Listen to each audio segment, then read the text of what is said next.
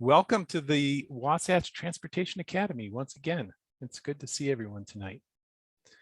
We're a couple minutes behind because we were all, I guess only one of us is a digital native, those among us, those who are organizing tonight's session. And he was giving us advice on how to link a video presentation so you all could see it. And we practiced it and it worked. And Troy, we're talking about you, of course. Troy is one of our presenters tonight. And Troy took the opportunity, I kind of suggested it, and he took the opportunity to submit a video, and that was great. And then, okay, now how do I share that with you all? So that was tonight's learning, and I think we've got it figured out. So again, welcome. I hope everyone has had a good couple of weeks. We are down to kind of final stretches on the class, and that's kind of amazing. I know we always say that, those of us who are in teaching, it's always like, wow, I can't believe it's the end of the semester. How often do you hear that? It's kind of a trope. But wow, I can't believe it's the end of the semester. Well, it hasn't been a full semester, but at any rate, you guys are all here, and we are going to see some great presentations tonight. And here's how the night will roll.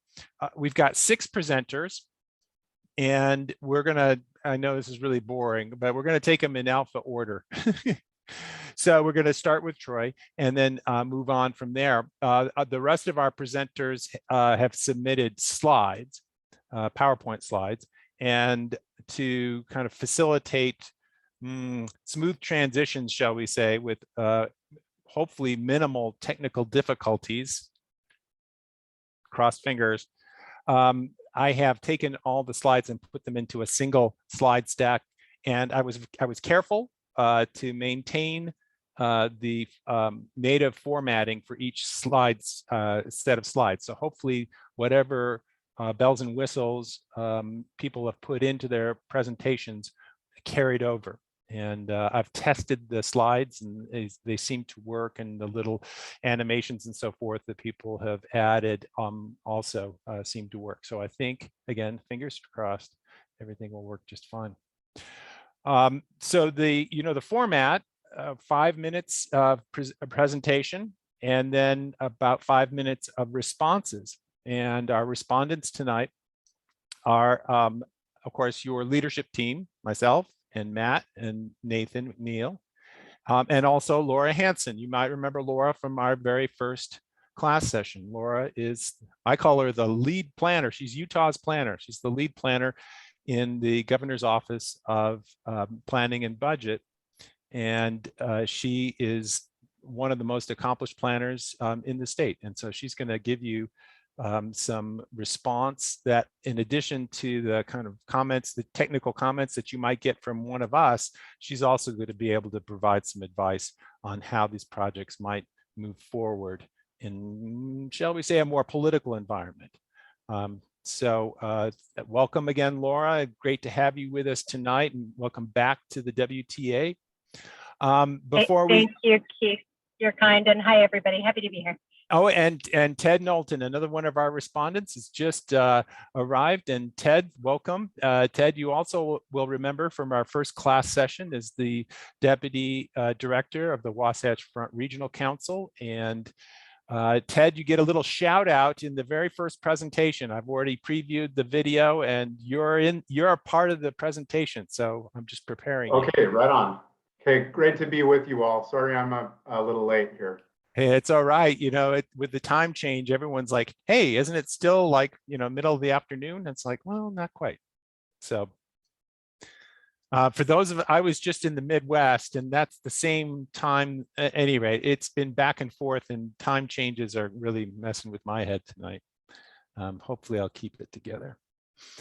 So next week, as I said, we've got another set of presentations. And those of you that are scheduled for next week, just a reminder, we being Matt and I, need to get a copy of your slides by noon next Wednesday, next Monday, so that we can compile a single set of slides to facilitate the evening's presentations. And so please get us your slides by noon on Monday. Now, if you are on the list and you are expecting to present and your week blows up on you or something unexpected happens, or even if it's expected and you just get to next Monday and you're not feeling like you want to do it, that's fine. Of course, we don't want to make this unpleasant or too much like school. So just let us know that if you've elected to not present, and of course, just, we hope you'll still come to the class, but that's perfectly fine. Whatever you choose to do would be great. 2 weeks from tonight is our field trip, which is woohoo, in person and live.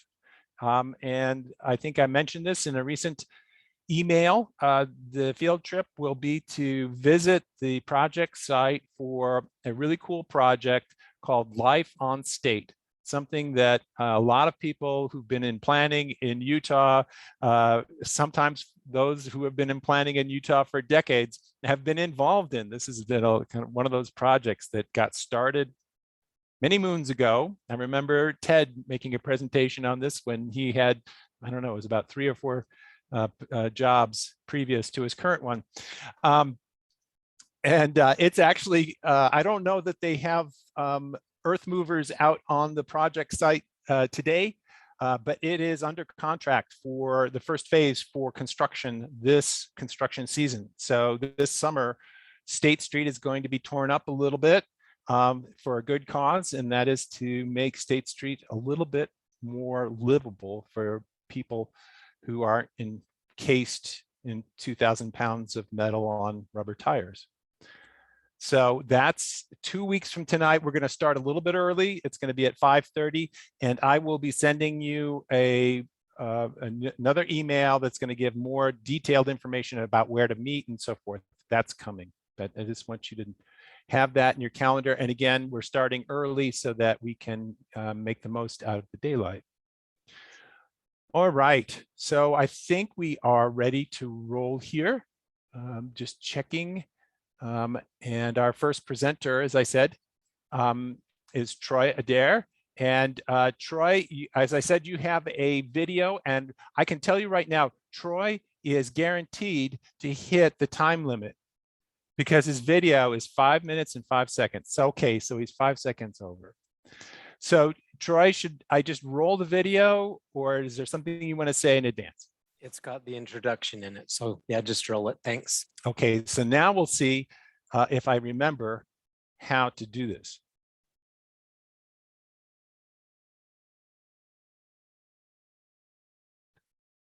I'm not sure that this is the right thing, so let me.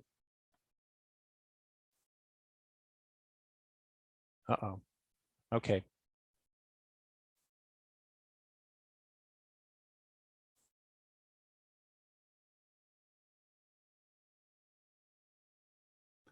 Are people seeing the video, or at least the first frame? Yep. Okay, so I'm going to start rolling it, and if you don't hear it, let me know, because I want you to be able to hear the sound too. I wanted to contact and make a video for the Bountiful City Council on what the advantages of them adopting and implementing their active transportation plan would be. In 2018, Bountiful, North Salt Lake, and Centerville were awarded a grant from the Wasatch Front Regional Council to prepare a coordinated South Davis active transportation plan for their connected cities. Alta Planning and Design was hired to study the roads, get public input, meet with city leaders, and prepare the plan. They finished it in December 2019. Bountiful City didn't approve and adopt their portion of the plan at that time. However, in January of this year, we got a new mayor and a new city council member that is knowledgeable and supportive of active transportation. When I contacted them to ask about our active transportation plan, they were very supportive of considering adopting and incorporating it in their master plan that they will be discussing this spring. They also connected with Ted Dalton from the Wasatch Front Regional Council, who said he would help them with the active transportation part of their plan. So I am very encouraged by that and hopeful they will adopt and start implementing their active transportation plan. Here's the first section of the video I sent them. There are many benefits to residents when cities make and keep their streets safe for human activity. The most important benefit is that it improves the health and quality of life of residents. Of course, sea creatures are born to swim and birds are born to fly in the air, while we humans and other land animals are born to walk and run on land. Walking, running, and biking on our local streets are our most basic, convenient, and common ways of staying physically active, and they are also great natural ways of getting around our local neighborhoods. When people can conveniently step out of their doors and have local streets that are safe and inviting to walk and bike on in their neighborhoods, their levels of physical activity, health, and quality of life increase. But since in recent decades our streets have been primarily designed with only cars in mind, it can seem like our streets are only for them. However, we know streets and roads have been around a lot longer than cars, and that legally all citizens have a right to use them and have the right to choose different transportation modes while using them. When bicycles became popular in the U.S. in the 1890s, courts confirmed residents had the legal right to use them on our public streets. When automobiles were invented shortly after that, courts again confirmed that residents had the legal right to use them on our public streets as well. But they have never had the exclusive right to the use of our streets. People still have the right to also choose to walk, bike, or use other modes of transportation as well. Now, after many years of optimizing our streets primarily just for automobiles, there is a complete streets movement to also make our streets safe for other legal road users as well, including pedestrians, cyclists, public transit users, and micromobility users, while continuing to keep our streets well designed for cars also. Bike lanes are an important component of complete streets, as they accommodate a variety of road users that are faster than pedestrians walking on sidewalks, but not as quick, powerful, and massive as motor vehicles. That includes human-powered devices like bicycles and scooters, as well as a variety of newer micromobility options with small electric motors like e-bikes, scooters, and senior mobility devices. It is recommended that adults get 150 minutes of moderate-intensity physical activity per week, and that growing children and adolescents should get 60 minutes per day of physical activity. But now that many adults have desk jobs and travel everywhere by car, many of us don't get in our recommended amount of physical activity. That has led us to having increased levels of obesity, heart disease, type 2 diabetes, and other lifestyle-related chronic diseases. That leads to a decreased quality of life for those with those health challenges and their family members. Physical activity also helps prevent depression and anxiety, so our decreased activity levels have also contributed to increasing rates of depression and mental health issues. Countries and cities with higher levels of active transportation have higher levels of physical activity and lower rates of obesity and lifestyle-related chronic diseases. Active transportation includes walking, biking, and using public transportation as well, since using it usually requires you to walk or bike to get from your public transit stop to your destination. Well, I've used up my time, but if anyone is interested in watching any more of the video, it's on YouTube under the name Bountiful Active Transportation Plan 2022.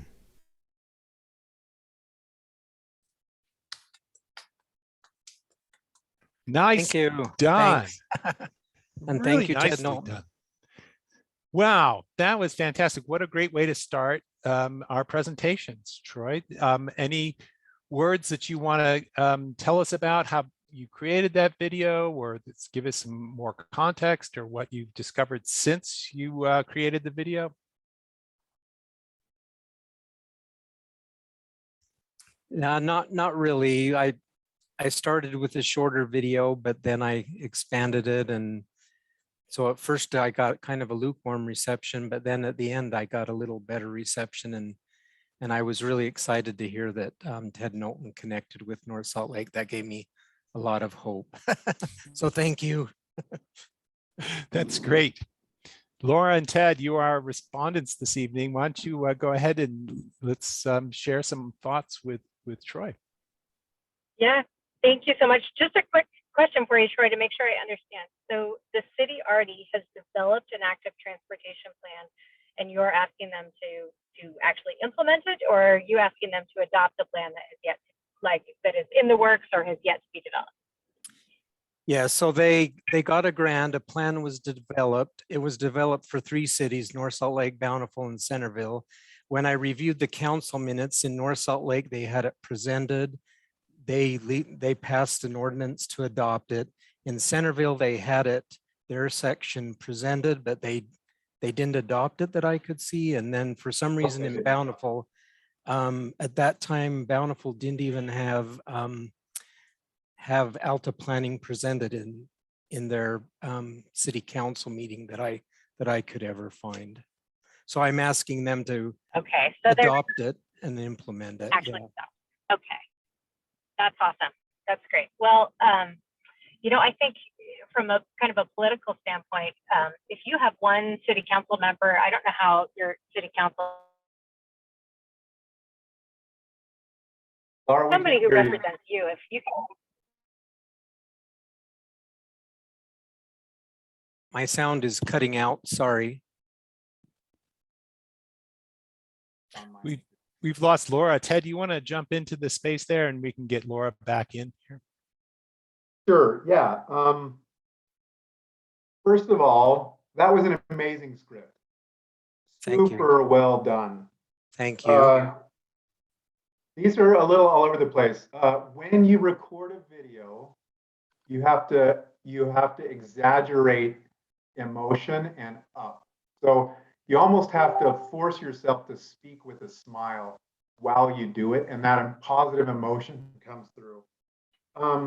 One of the things that you did is you emphasized health benefits, which are amen. Like that's a wonderful benefit. I find that the health benefit angle, it especially appeals to those that already bicycle a lot. So don't forget to ask yourself, what kinds of messages would appeal to the critic? And there's not one answer, but my script on that is safety and economic opportunity. But those are the bases I go to answer that question, but that's not necessarily a definitive answer.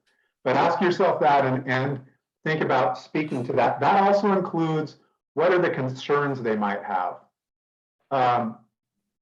Which brings me to my last point, which is I think that in this time in history in Utah, lots of communities want to do active transportation planning. By the way, they're legally required to do it.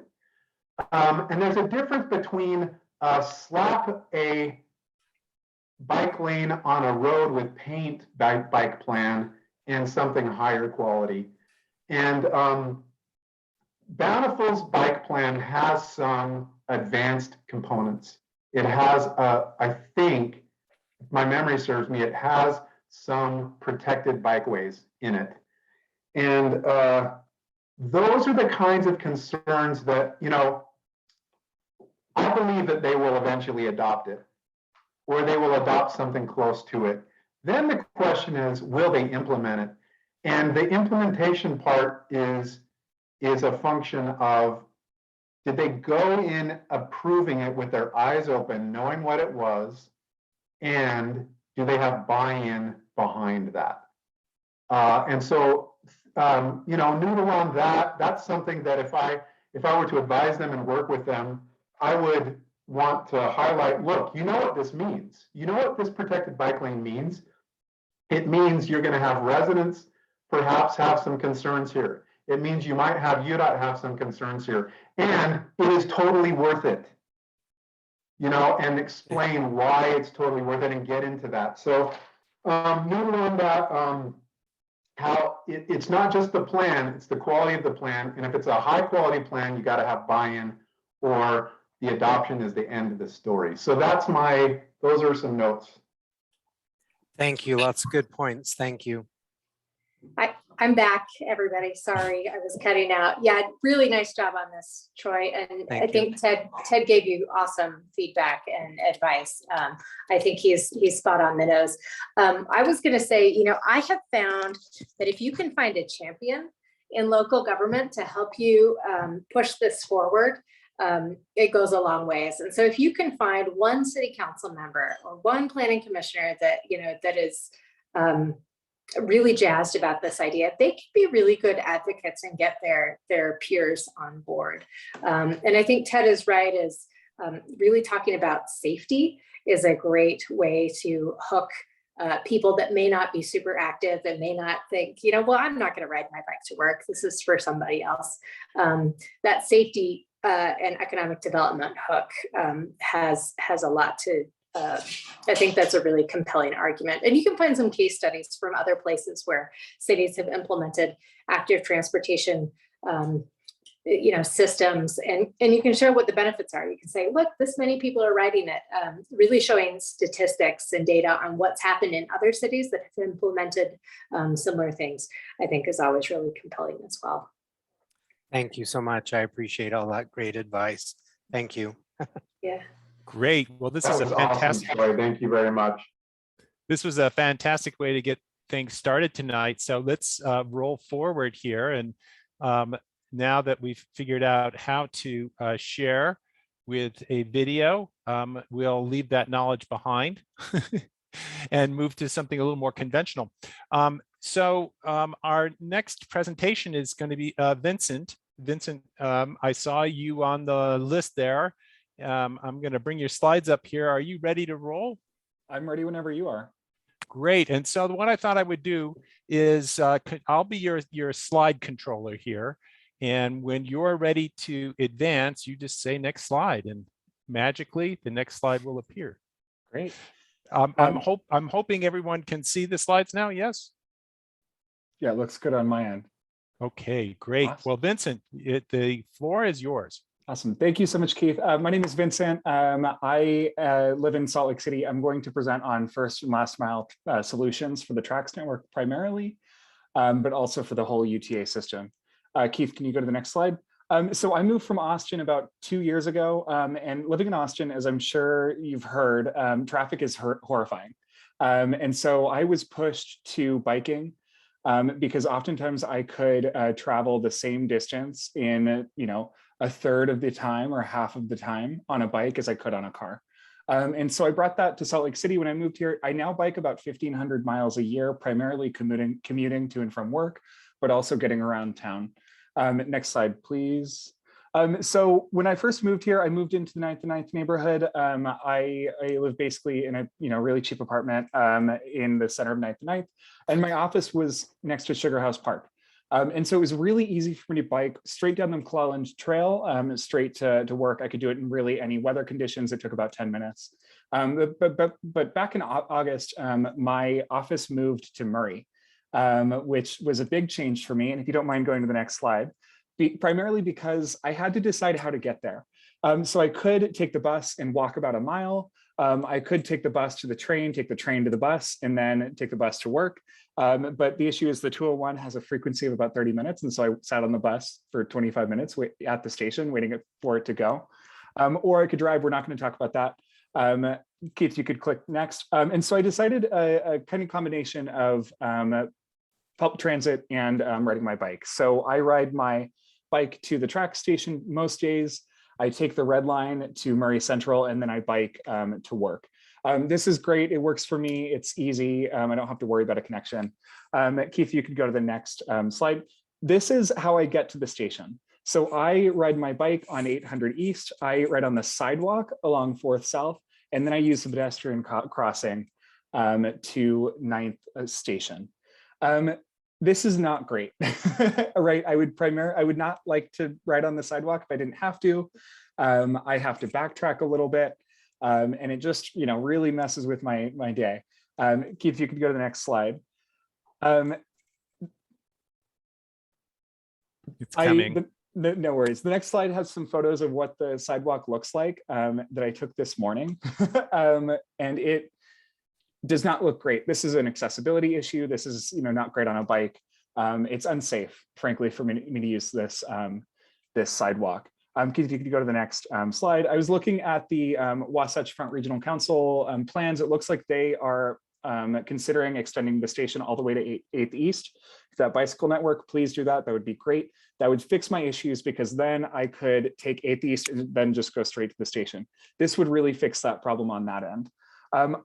This station isn't the one that I'm worried about. Keith, if you could go to the next slide.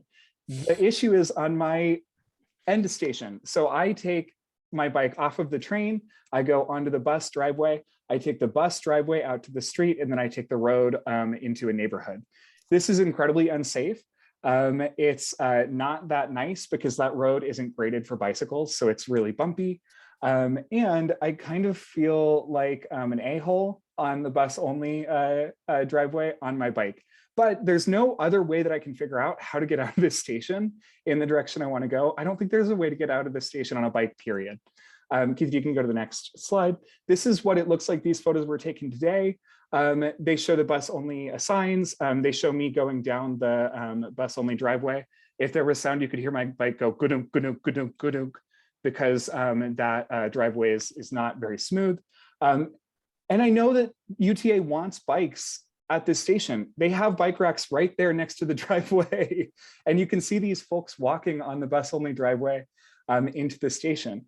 So ultimately, this is an extremely unsafe way to have it set up. And it is really inconvenient for bikers. Keith, if you could go to the next slide. So looking at the Wasatch Front Regional Council's plans, it looks like they're considering putting a bike lane on Cottonwood Street. It looks like they're putting a bike thoroughfare through a neighborhood, which would be great. But they don't have any plans to connect those to the station, at least not from what I could tell, which is, I think, a huge oversight. So Keith, next slide. What am I proposing here? Next slide. Use the first and last mile strategies that you studied in 2015. These are really incredible recommendations that at this point are 7 years old. Wayfinding information, signs, make it clear where I'm supposed to go, bicycle network improvements, pedestrian network improvements, add crosswalks next to all of the stations, really treat multimodal transit as the wave of the future, not necessarily park and rides. Keith, you could go to the next slide. So this study had a timeline that said that between 2016 and 2020, all of those things would be implemented. And I don't know what happened to those. It doesn't appear to me that they happened. And I know that there are improvements that are going to be made, but I pull this out. A really great example of this is, next slide, Portland. Their TriMet strategies and their strategic plan locally has first and last mile solutions front and center.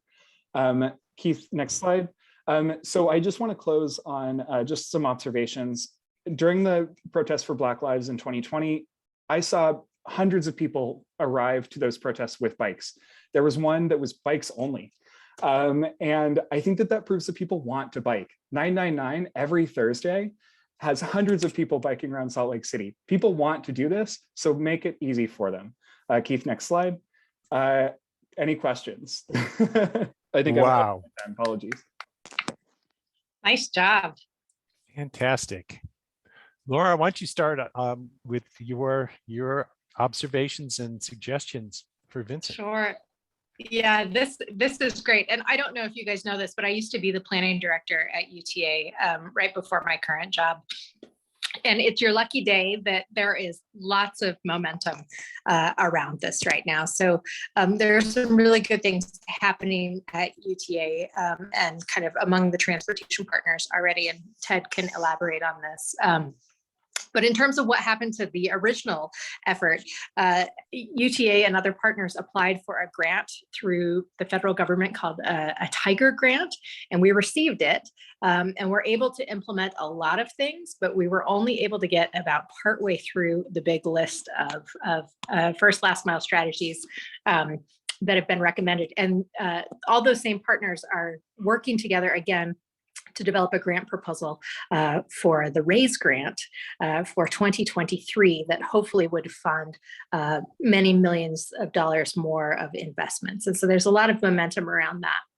And then in addition to that, UTA is doing two efforts that I think tie really, really well into this. One is a kind of a pedestrian access study, primarily around bus stops rather than the train stations.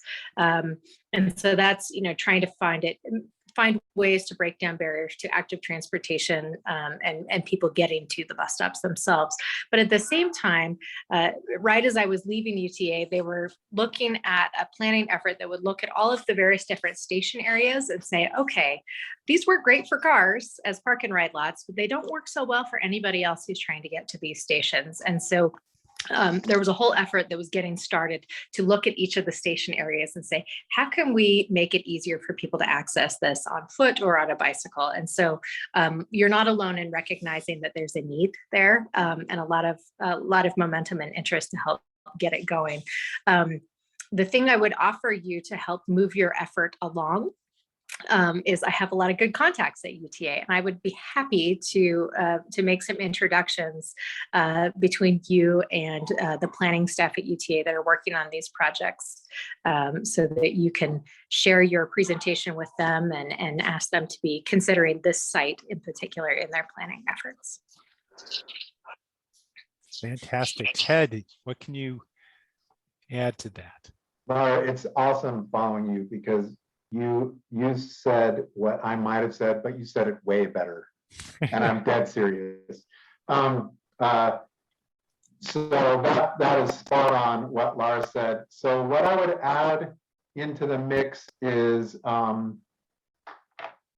so if there's, I'm simplifying, but if there's three big modes, right? There's driving, there's public transportation, and there's active transportation. So we have a state DOT, and we have cities that are very used to dealing with local level auto infrastructure, right? For transit, we have a great transit agency. When it comes to active transportation, it falls through the cracks. It falls through the cracks because we don't have any sort of dedicated non-local entity. So I think one thing to know, and forgive me if saying this is just totally obvious, but the nature of active transportation is the ball game is local. So, you know, UTA, the feds, WFRC, we could come forward with some money for first last mile. The buy-in and the plan on some level, it's got to be the local government and the key landowners. Well, one of the key landowners is UTA itself, so you got that covered. IHC, Murray, right? So getting IHC and Murray in the mix would be really key to working out the first last mile issues at that site. So that's just one thing to note. This is one of the big vexing problems, is that we don't have like a Department of Active Transportation, which could be, it could create really great acronyms. So just like noodle on that. Powerful acronyms, boats, anyway, whatever. And I lost my train of thought, but it was, anyway, I think that's part of the challenge, is trying to transcend the local, the very localness of active transportation. Oh, parting thought. I have a question for you. If that bus only lane, if it actually said buses and bikes, would you have felt safe? Was it that, or was it in the intrinsic quality of the bike ride on that road? You know, I don't, there's not enough traffic on that driveway for me to feel unsafe with the amount of bike or buses that there are. Even if there was a painted bus lane that said, or a painted bike lane that said, you know, use this area, I'd feel a lot better. Another issue is I think that the traffic light there doesn't detect bikes. And so I've set at that traffic light a ton of times. And so fixing that would be important. Okay, and that's what I thought you would say. Quick aside, but you know, when I lived in Portland, at the time, the active transportation network was nascent, and main way that people biked through downtown was on the transit mall. It didn't say buses and bikes, Mhm. but it was, everybody knew that. But maybe we need to make it more explicit. So I think that that's a really insightful point that you made. Anyway, that's all I've got. Nice job. Thank you. Oh, excellent, excellent. Yes, I have bicycled very often on that bus mall in Portland, and with the buses going in and out, and you're on your bike, and you're not sure if they see you. It's Right.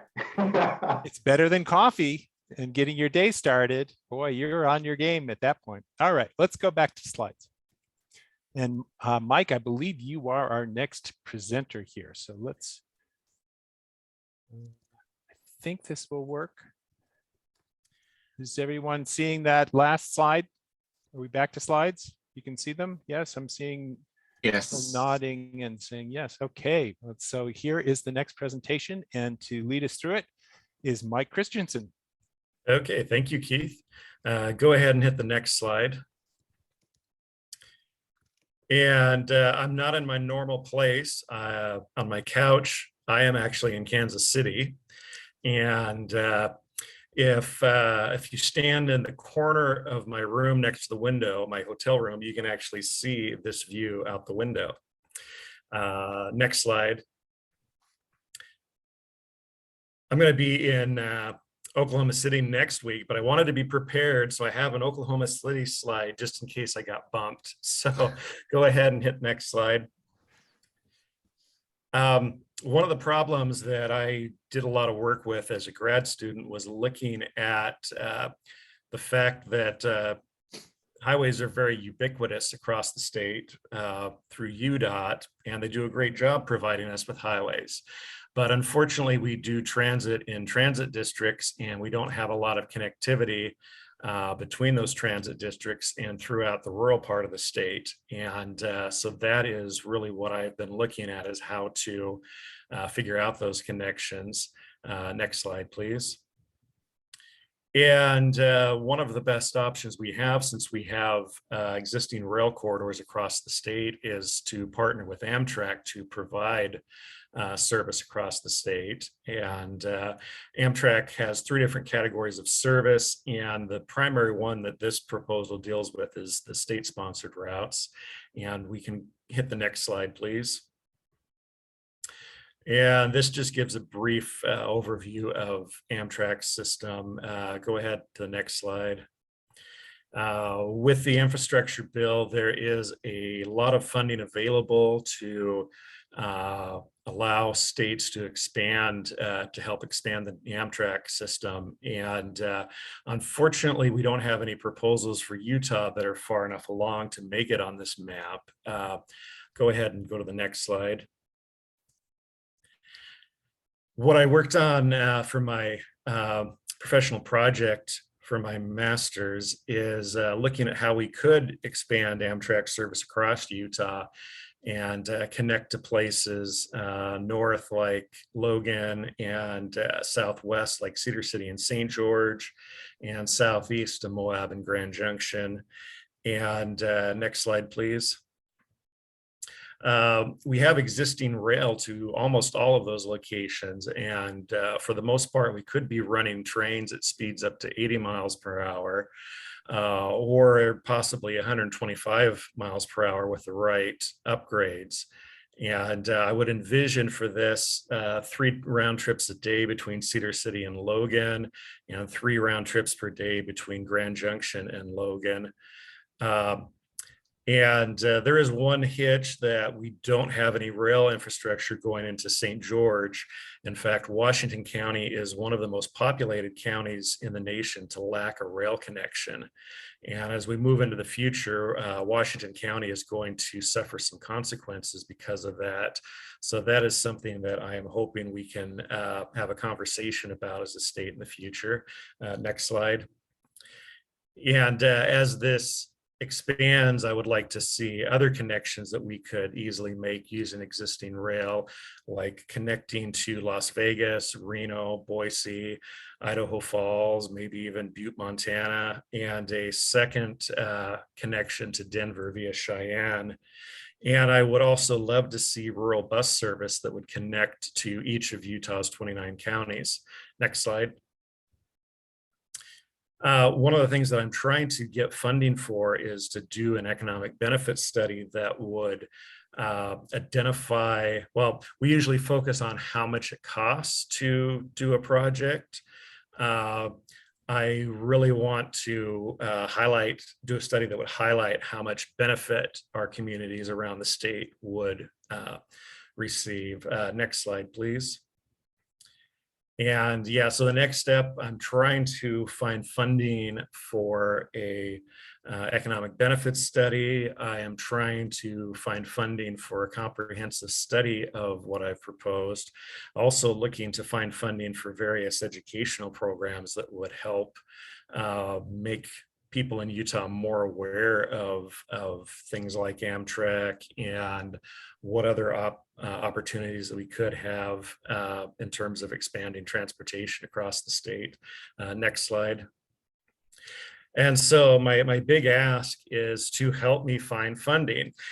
I have hired some grant writers, so we are working on going after different foundations for funding, but I would love for people in the know to point me towards potential government grants that I could tap to help move this forward.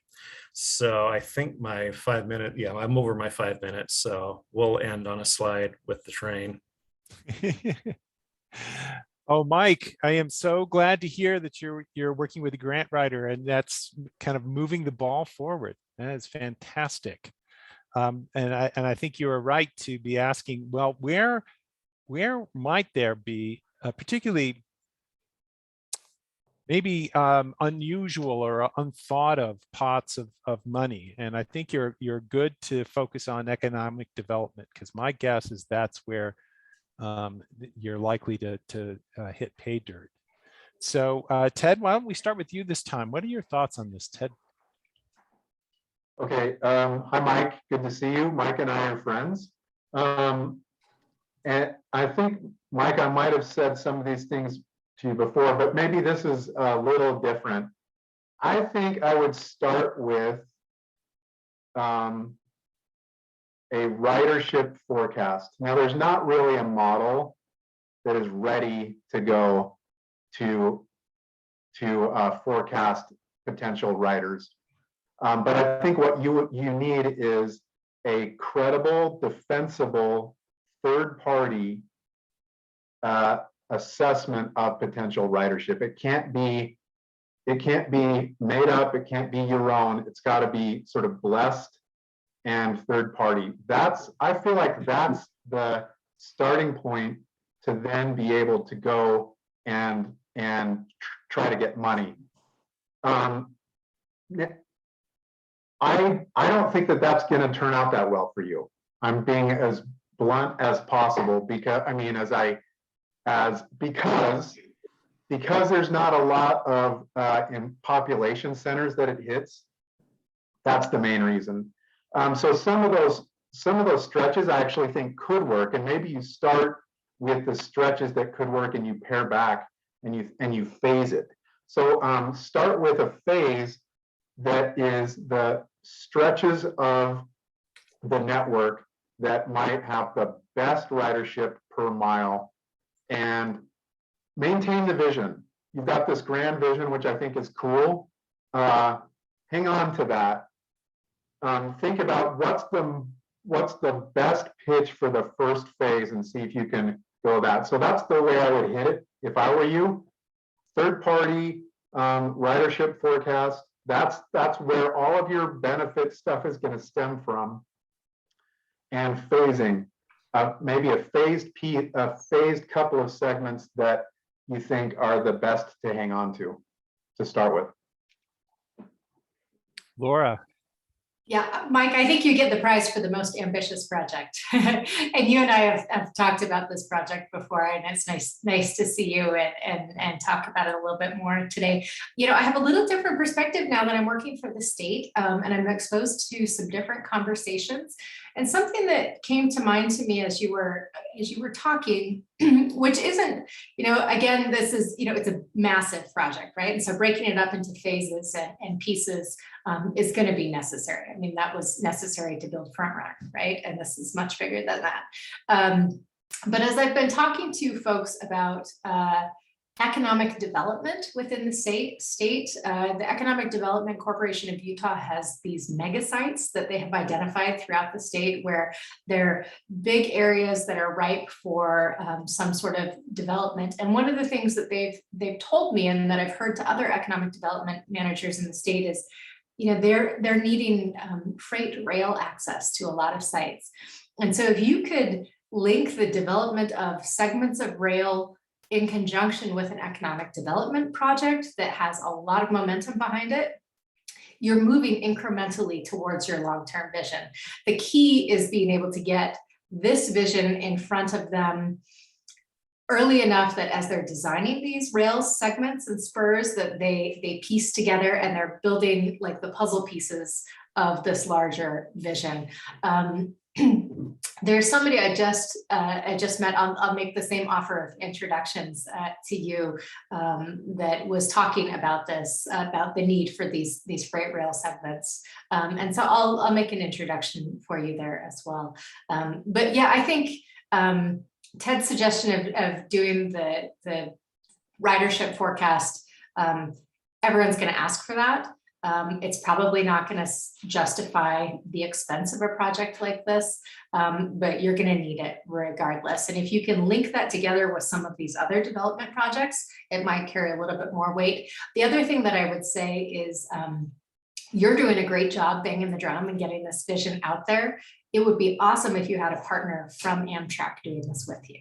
That would, like, if Amtrak was saying, this is our vision, all of a sudden it's like, okay, it's not just Mike with a great idea, it's Mike and the company who might be actually operating it. And I don't know if you have those relationships or not, or if I'm sure you've spoken with them, but that would make a big difference. And then the last thing that I would say in terms of how to find money, now that I'm in the budget office at the state, I'm learning a lot more about the legislative process and appropriations, and there may be a legislator in the Grant County area or in one of these, parts of the state that really wants to advocate for a project like this as well. And so if you can get them to advocate for this during the legislative session, they can get appropriations to help you do these individual studies. And I will tell you, $50,000 is budget dust. I mean, it is nothing at the state level. And that would make a big contribution to your efforts. So find some legislative advocates as well. Thanks. Fantastic. Well, it's a little bit early, but I think now is a good time to take our customary break. Give us an opportunity to go get some, our own servings of budget dust. I have some waiting for me in the kitchen. Mine is cappuccino flavored. So let's go ahead and take our break. We'll switch off here for 10 minutes and we'll come back. I have 6:51 on my clock here, so let's come back at 7:01 and we'll finish up with our last three presentations. Okay, see everyone in 10 minutes.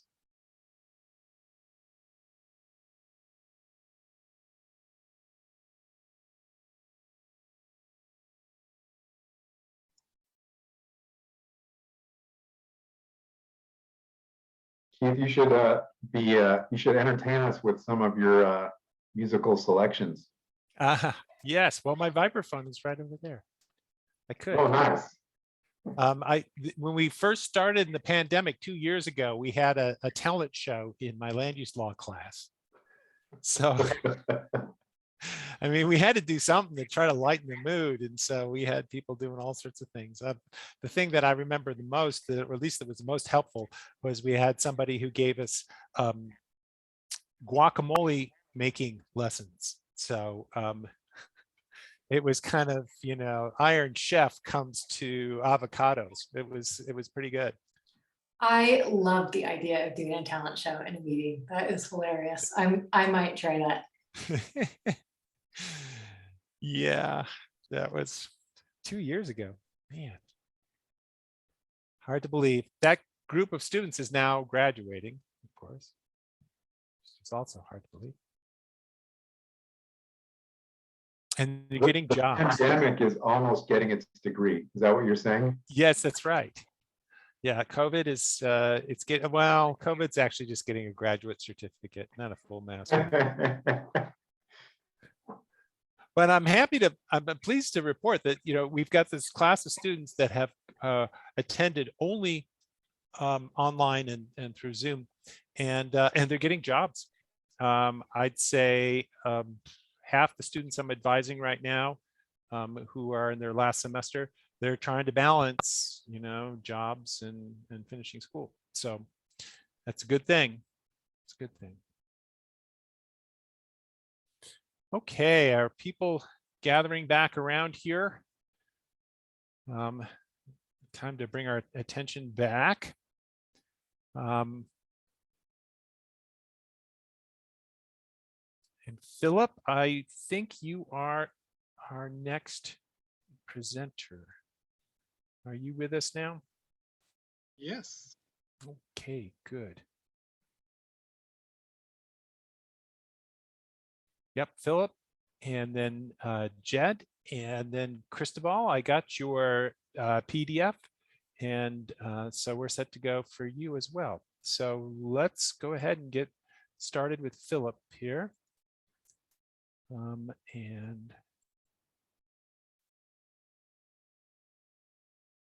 is this the right first slide for you, It Philip? is. Yes. Okay, Philip, the floor is yours. All right. Well, what I wanted to study and dive into was the multimodal connections and opportunities around Layton, and mostly focusing near the front runner station. And so, yeah, you can advance. And so as I got looking, there actually are quite a few plans in the works. For example, you can see some of those green lines on the Wasatch Front Regional Transportation Plan there in the green lines around the Case Creek area. Also a little pedestrian bridge near the railroad tracks. And this area around the front runner station, ever since it was developed, was to be a phased project because the limitations on that site kind of needed to be into 3 different sections. But things have changed a little bit as the hospital chose a different site across Layton Parkway. Other things are developing there.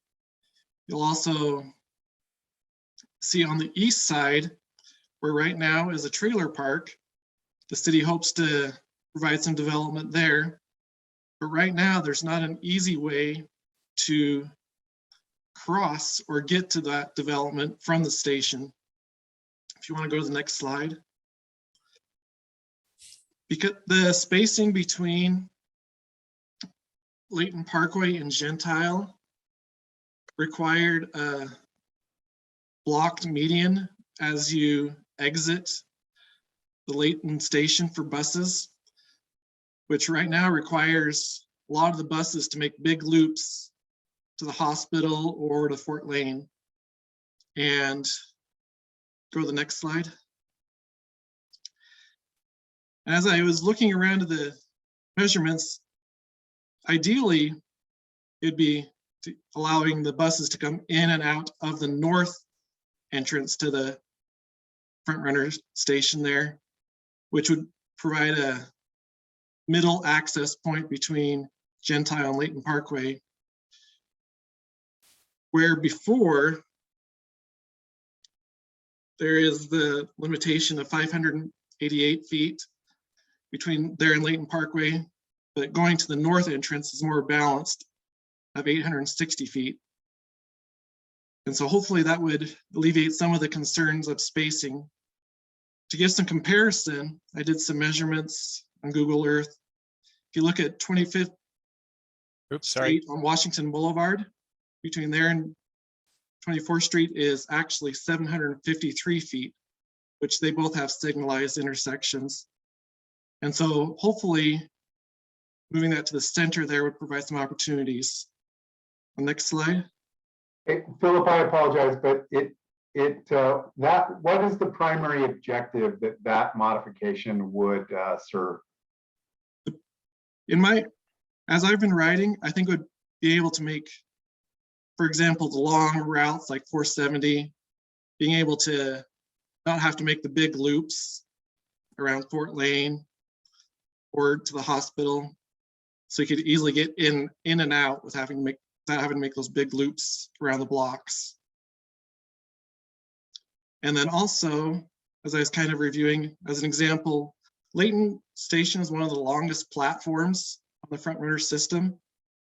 And being able to access any of the points is a long walk either way. And an example could be similar to Salt Lake Central, where it's more of a bulb out and you have mid-platform crossing as ideas. So next slide. But in addition to that, one of the big problems we have in Layton is a lot of the streets people aren't excited to ride their bikes on because of the width of the road or some of the speeds there. But Layton actually has a really good trail network. Unless you know where it is and how to use it, you really don't know how to get to the trailheads or connect to the next trail. So another part would be working with Layton City to provide better signage and connection to the maps on their website and directionals to how to get to the next segments of bike lanes or trails. That's just an overview, but there's lots of opportunities to connect all of them.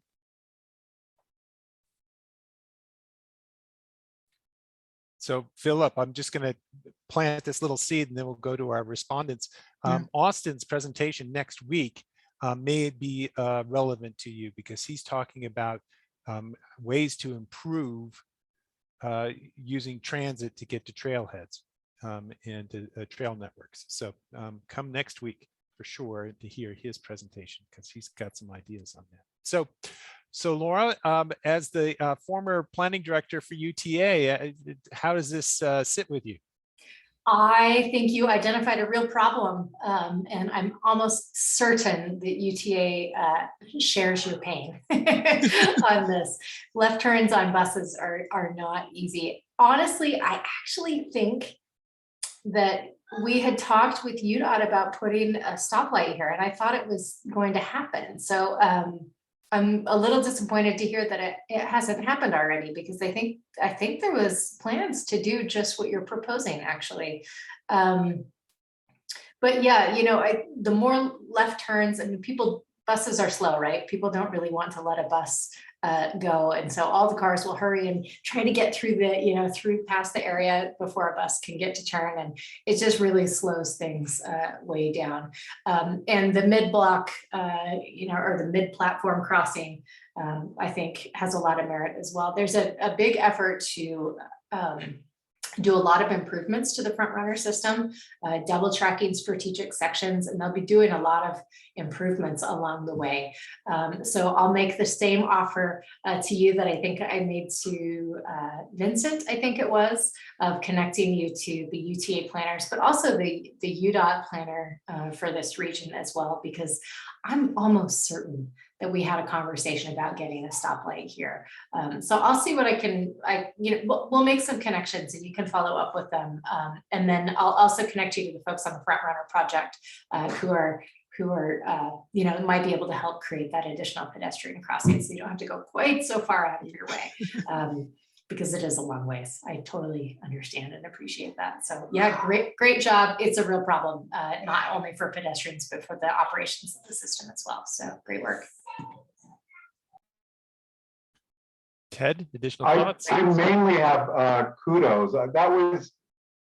I think part of what made that tremendous is that you had this zoomed in, careful look at the station, and you were thinking about the AT trails connections across the entire city, which I love. I find that I don't have a strength in the question of how do you improve existing operations of transit. It's just not my wheelhouse. But the beauty of it is, I think the kinds of changes that you're looking at could pretty notably improve transit times for very little amounts of money. And it seems to me that these are the kinds of things that we need to be sharpening our pencils on a lot. And Laura knows way better than I do how much that does or doesn't happen. So I think it's absolutely tremendous. I will note, and you may already know this, but I think you have really good friends to accomplish some good things, not just at UTA, but also in Layton. They have a great staff in Layton. Mayor Petro is, I'll just say I'm 90% sure about which role I'm saying, but I think she's our new active transportation vice chair. I know that she is very supportive of these kinds of issues. So good on you. And I think if you reach out to some of those stakeholders, you'll find friends. And just to let you in on a little secret, building on Ted's compliment of looking kind of at the site, but then also at kind of the macro level of the connections. That's why planners are better than architects and engineers, because we can see the site, but we can also see how it connects to everything. So operating at multiple scales simultaneously, very important. Excellent. That was fantastic. Okay, so Jed, you are up next. Are you ready to go? Hi, can you hear me? Yeah. Okay, So I'm gonna bring the slides up. Can you see this should, hello. This should be your first slide. Yes. Perfect.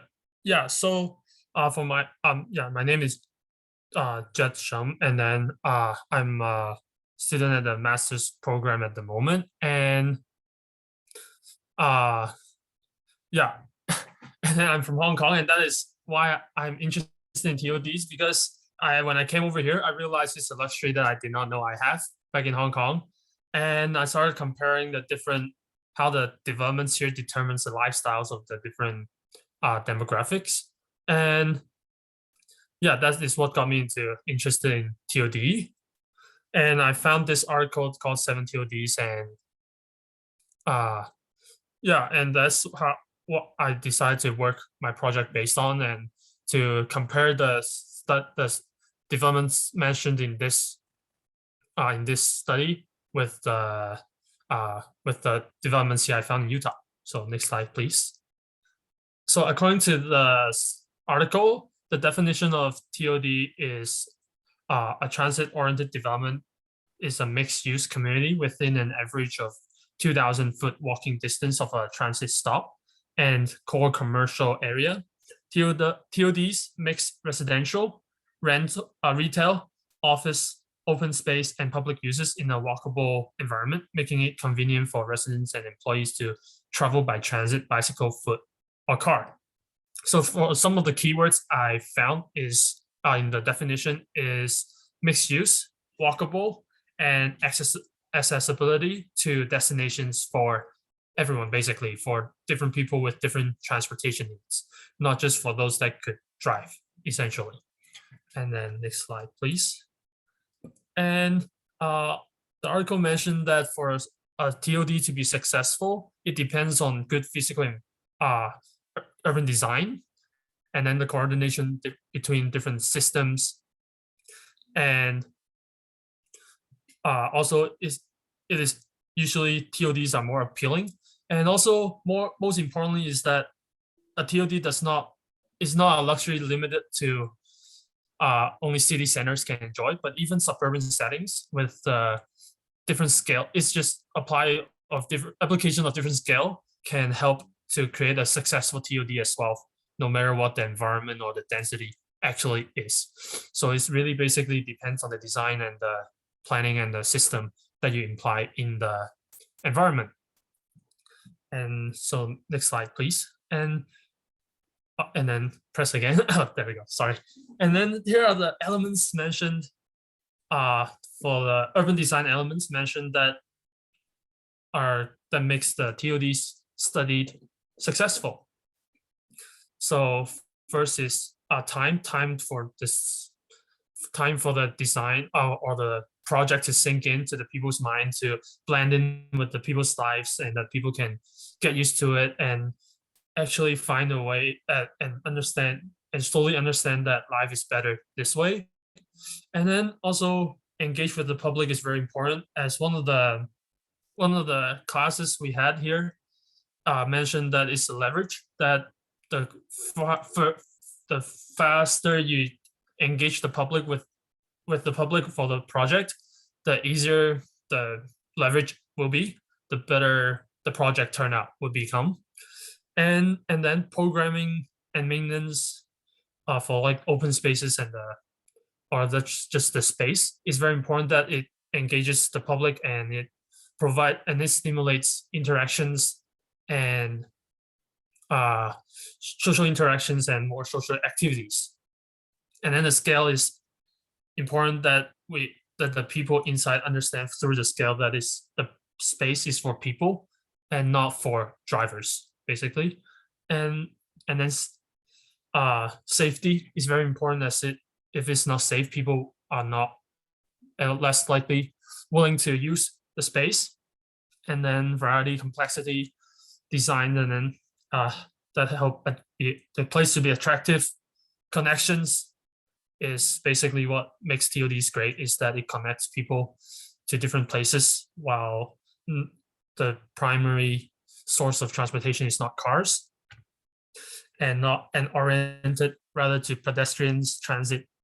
And yeah, and then next slide, please, thank you. And then this is Broadway Park Loftus on 360 West and 300 South, Salt Lake City. So I visited quite a few TODs around, such as like the gift group. I visited some of the like Project Open, but then this one is the one that I found the most attractive, probably one of the best example of TODs in Utah. I drove by it once by accident, and I remembered the spot immediately. Like I could go back without using Google Maps, and yeah, it just hit me, and I was like, oh, this is so beautiful. So then I went back for the project, and I studied what makes it great, like what makes it so memorable for me, and what makes me want to visit it again. So the first thing, like the scale we mentioned, that is scale towards the human, the bikes is protective, is well oriented for the people and the bikers through the height settings and then the setbacks, so it's not feel too crowded. And then Pioneer Park is actually on the opposite side of the road, that I didn't really, it's not really shown here in the images, but it's great open space right across.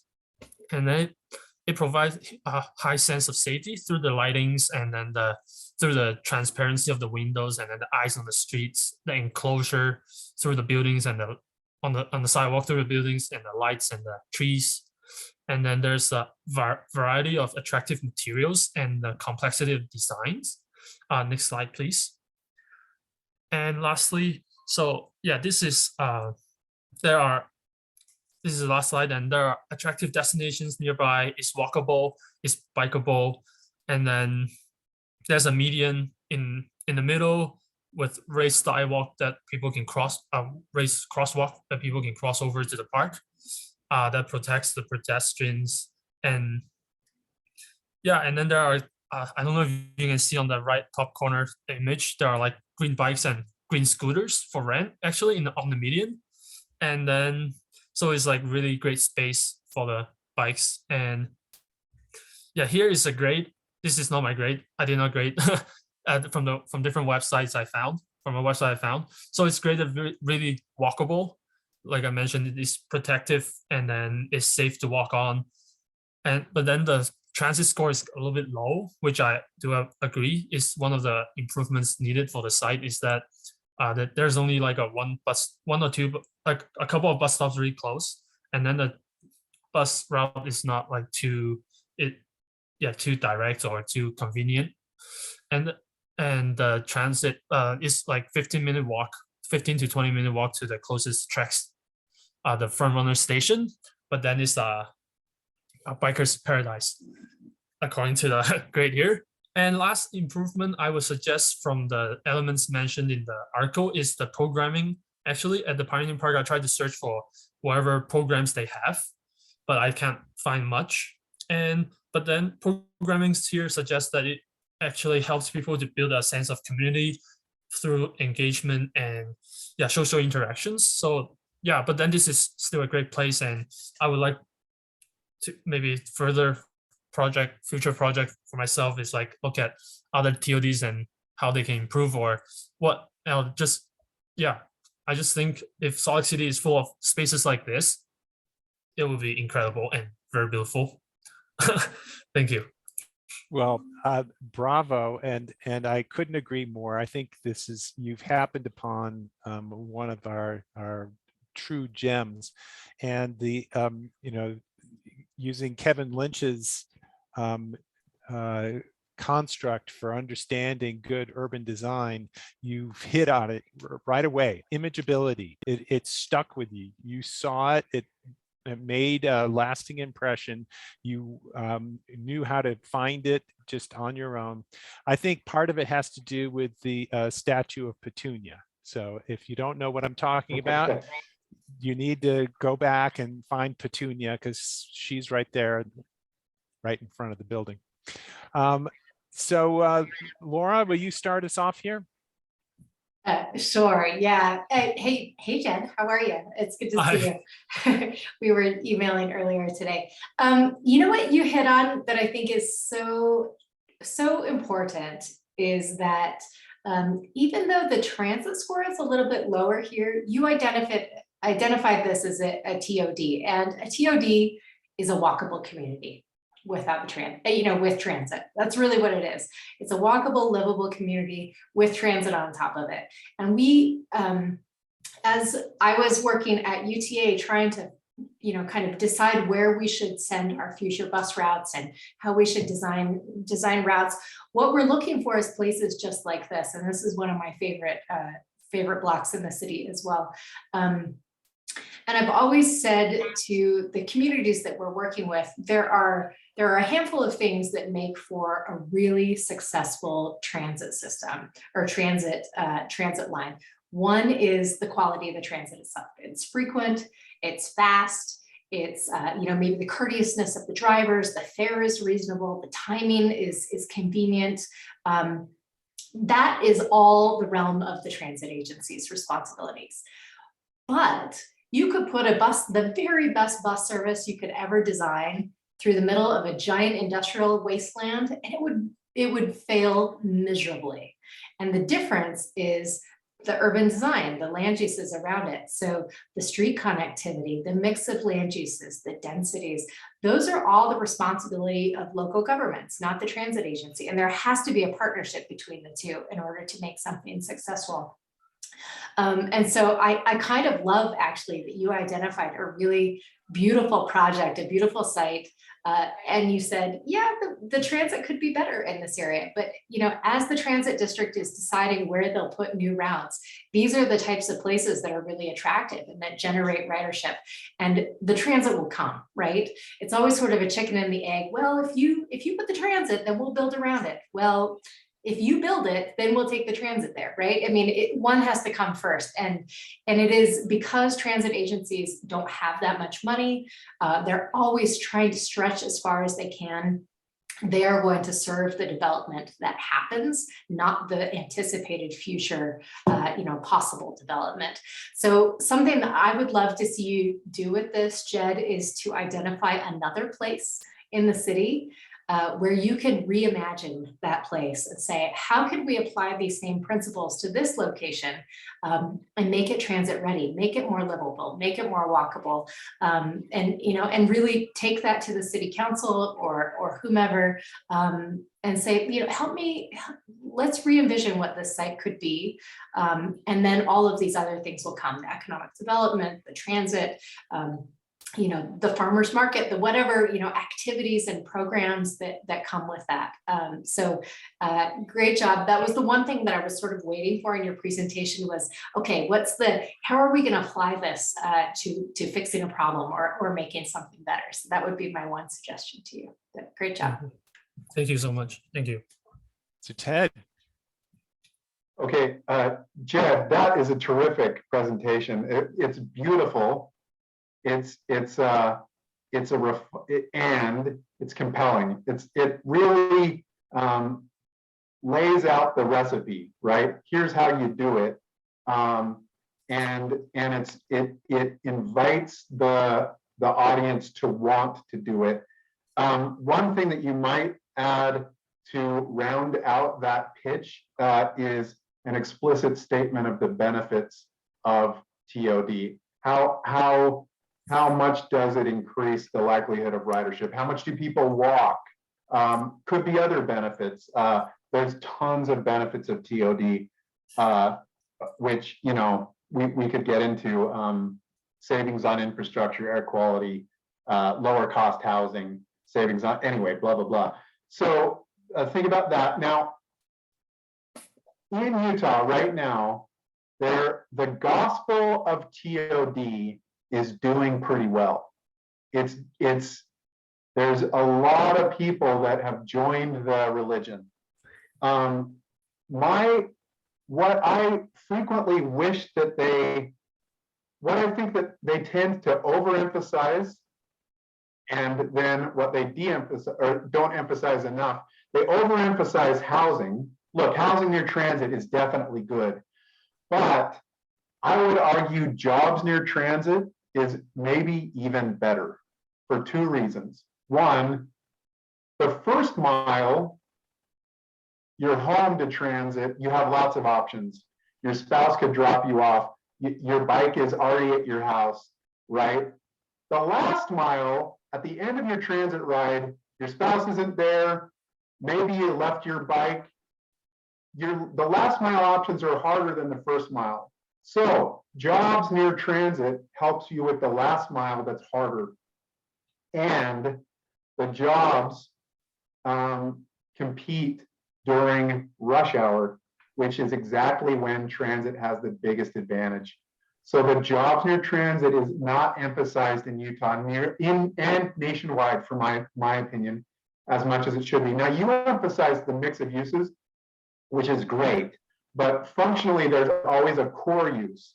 And people always talk about the core use being housing. I think they should just as much be talking about jobs.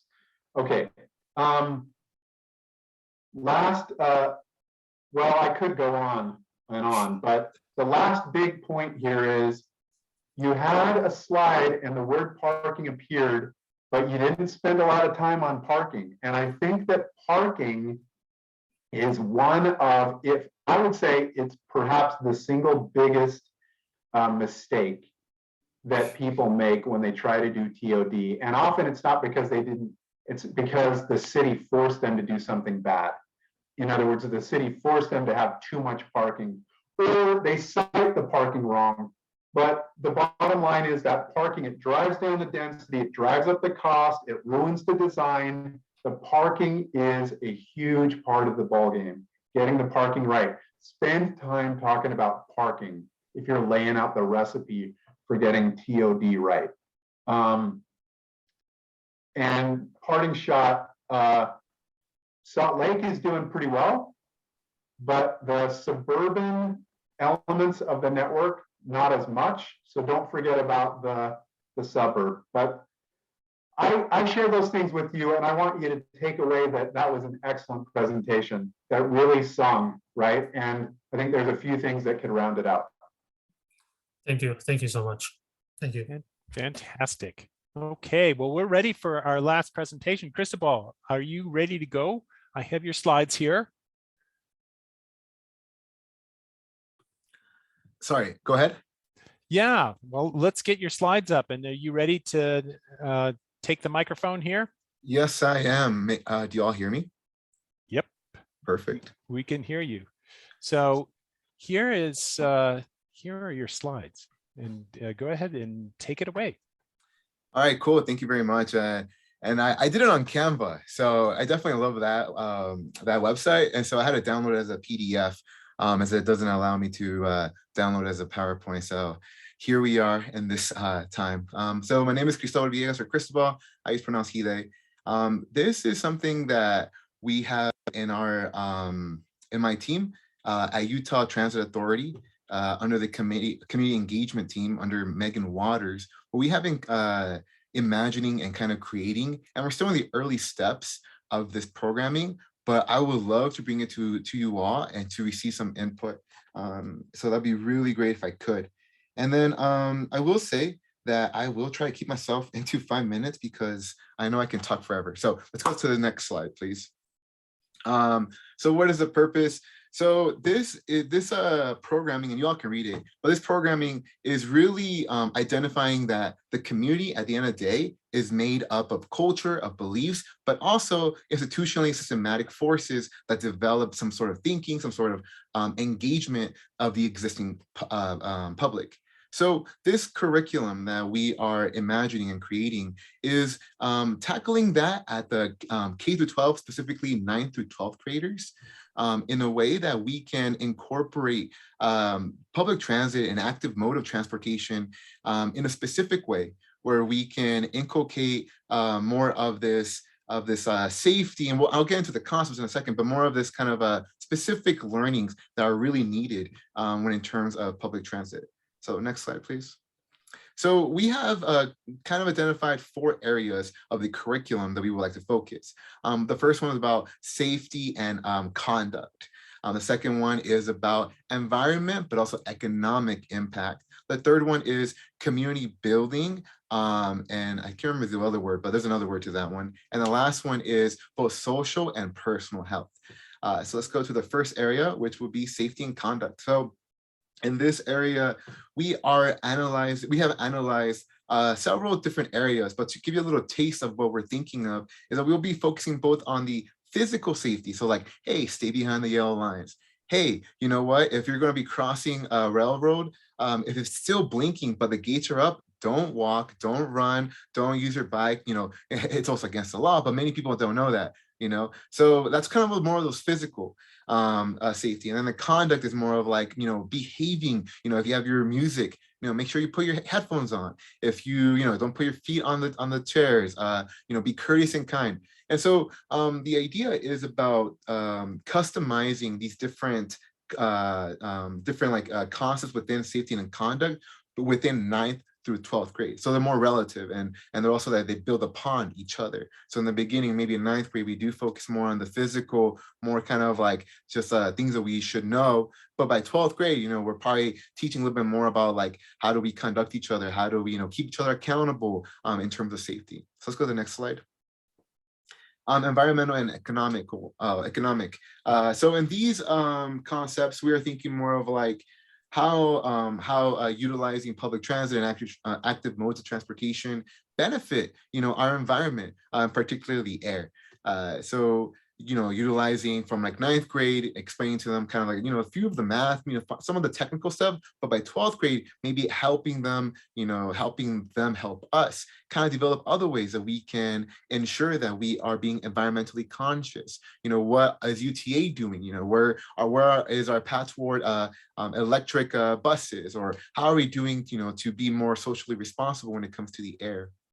And then economic benefits.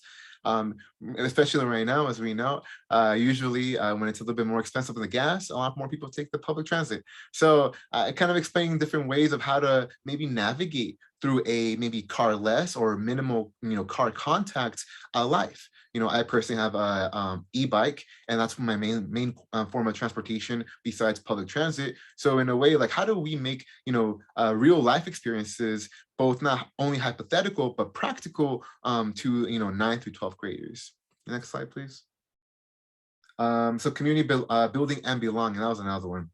So some concepts would be, you know, having a way that we can both not only communicate with, you know, these 9th to 12th graders, but also have them learn about engaging. Right now we have, we're in open public comment period for August Change Day.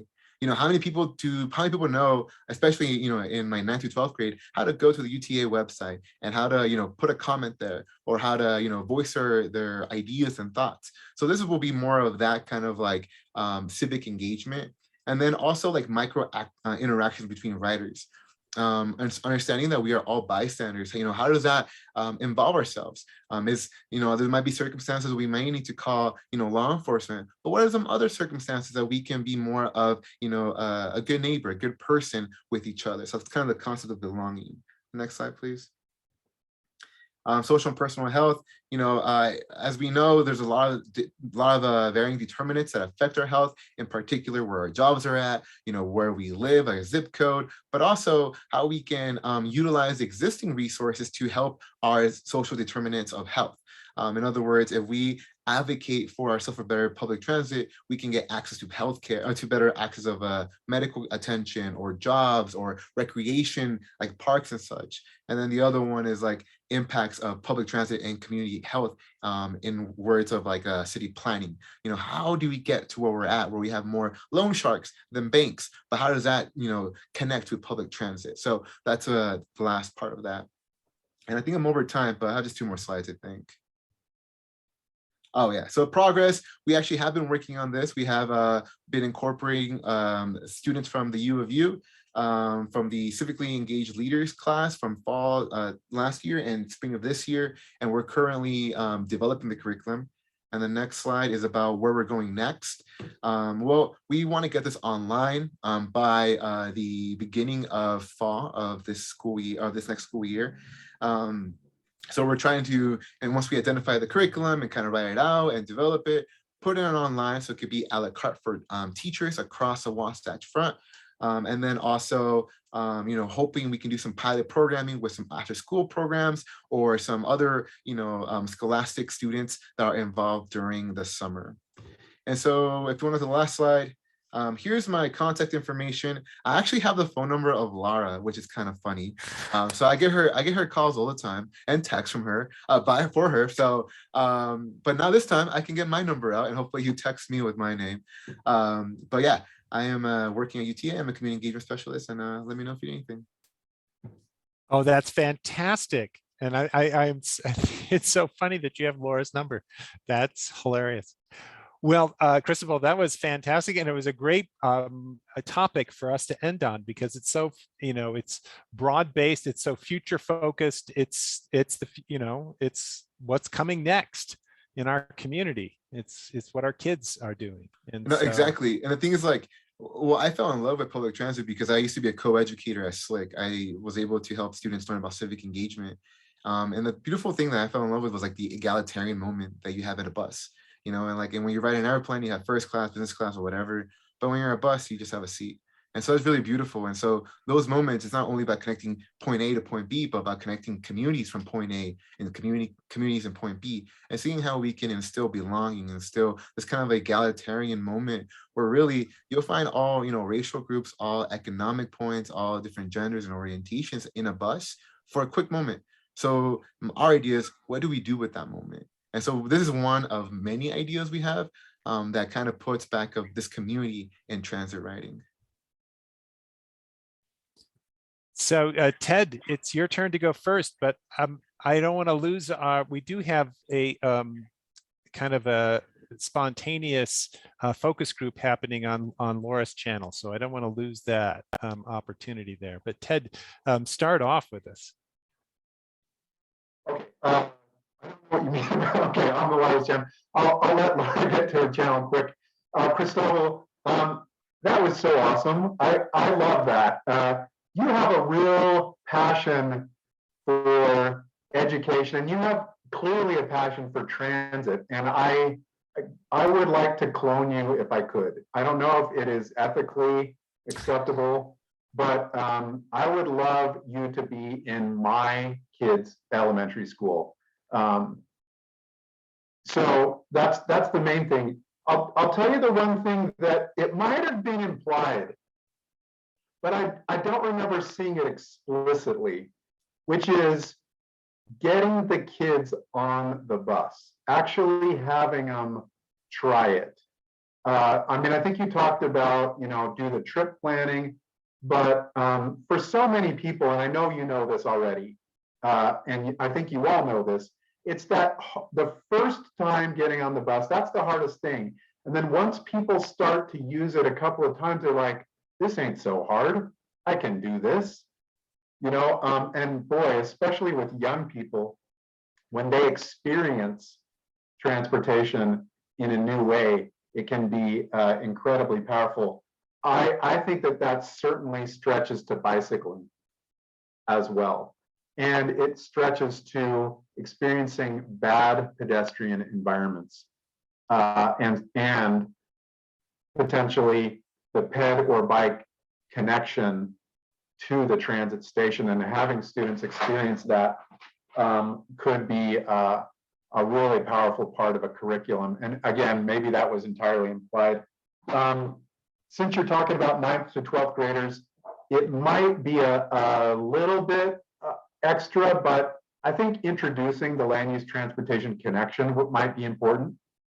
How is it that land use and urban design affect transportation? Maybe it's just starter, like TOD, how transit follows TOD.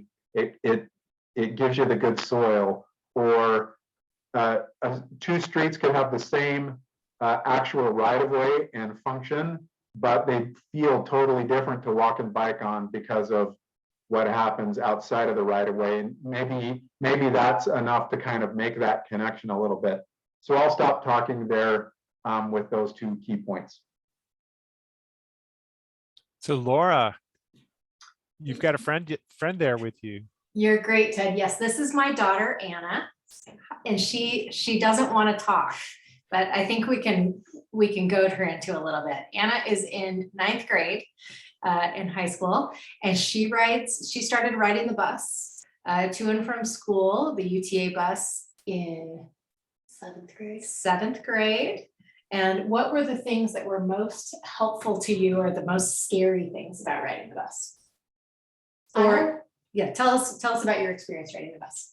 I always sat at the front near the bus driver because there was always just kind of people in the back that I didn't know. But I liked being able to sit closer to the bus drivers.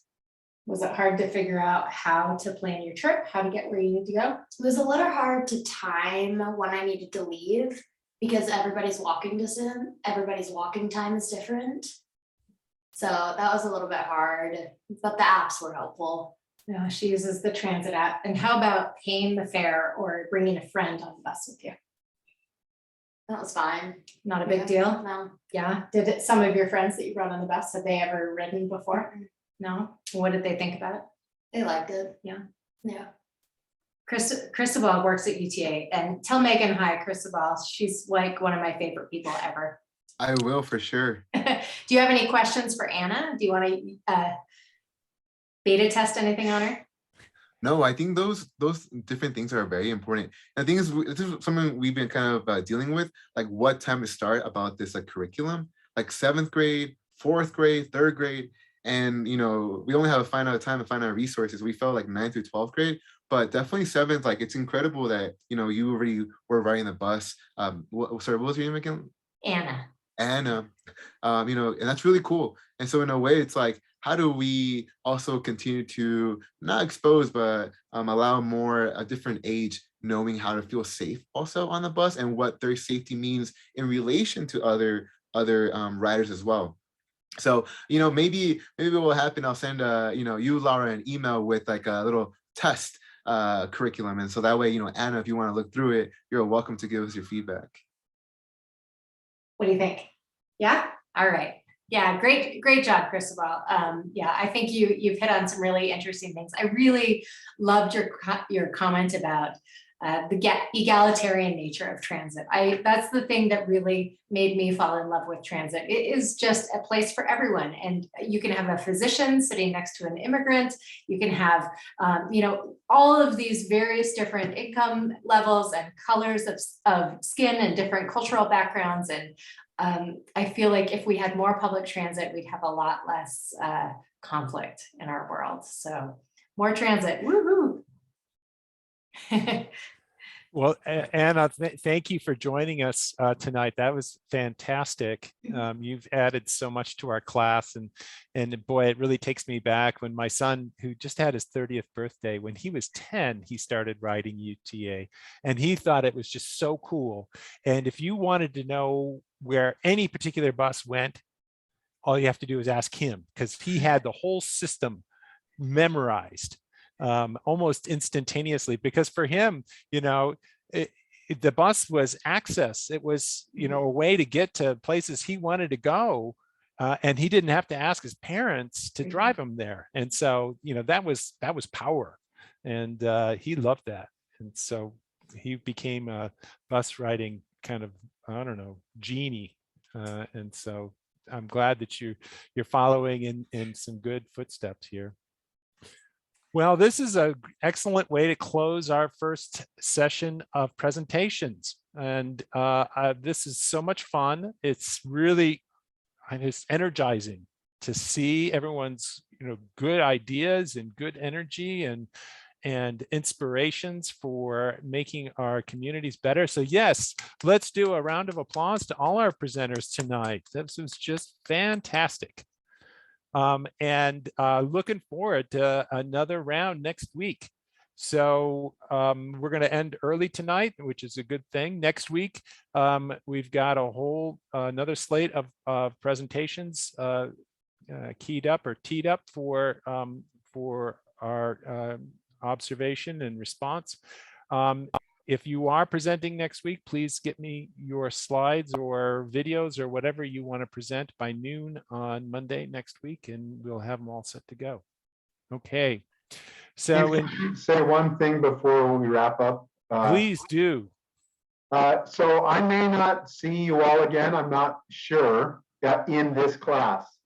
However, I'd love to see you again. Don't be a stranger. The transportation fan club, we're all in it, and it's one community. Look, don't feel like there's this gigantic gulf between, somebody out there learning new things about transportation and some professional that's been in for a few decades. Don't worry about any kind of, space like that. Just reach out, we love it. So I just wanted to leave that with you. The beat goes on, as they say. That could be our exit music here. Okay, so with that song playing in your head, because I don't actually have it here to play, everyone have a great week, and we will gather again, same time, same bat channel, next Monday at 6 o'clock. See you then. Take care.